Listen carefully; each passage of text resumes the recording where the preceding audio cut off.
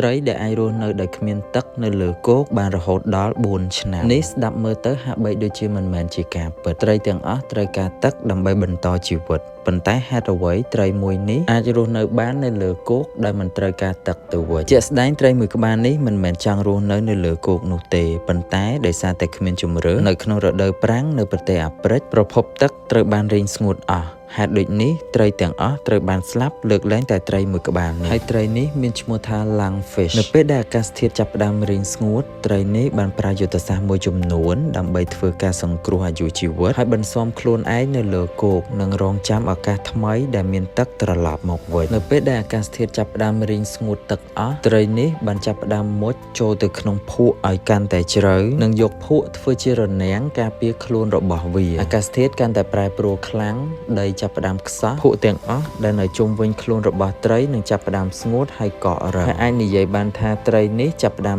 ដេកឬក៏សន្លប់រហូតដល់ពេលដែលខ្លួនវាប៉ះជាមួយនឹងទឹកឡើងវិញវានឹងធ្វើការបន្ស៊ាំខ្លួនឯងហើយរងចាំឱកាសដើម្បីឲ្យខ្លួនរបស់វាប៉ះជាមួយនឹងទឹកនោះអភូតហេតុនឹងកើតឡើងហើយត្រីនេះនឹងរស់រានមានជីវិតឡើងវិញដោយធម្មតា